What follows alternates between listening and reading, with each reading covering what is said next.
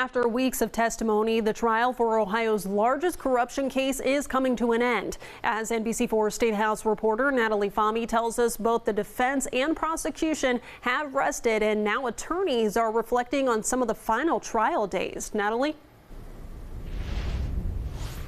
On both sides of the case against former Ohio Speaker of the House, Larry Householder, and former Ohio Republican Party Chairman Matt Borges, attorneys who are not involved with the trial agree that Householder taking the stand in his own corruption case was not typical, but they have different perspectives on how it impacted his case.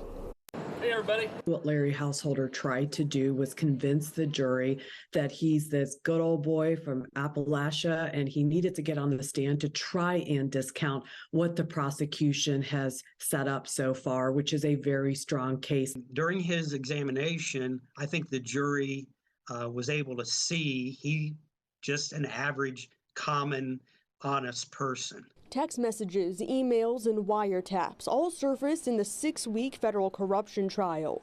But the defense rested its case after having Householder on the stand for 2 days. At times, the prosecution poking holes in Householder's testimony. I don't think it hurts as much as maybe people that are reading about it may think it hurts. A lot of prosecutors will use character just to discount a witness, but at the end of the day, they do have to pivot to the crux of this, the crime that Larry committed. For example, Householder said that in a 2017 D.C. trip, he never went to a steak dinner where many of the pay-to-play talks allegedly happened.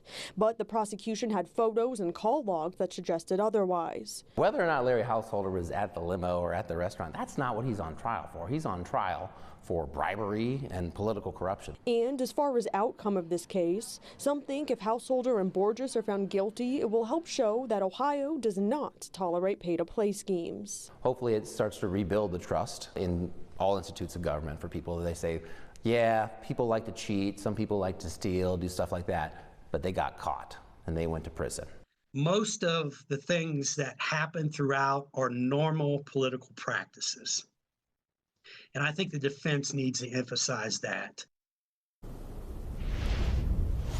On Tuesday, both the defense and the prosecution will present their closing arguments. Then the jury will deliberate. It could take days or possibly just hours, and then they will deliver a verdict. Local for you at the State House, I'm Natalie Fahmy, NBC4.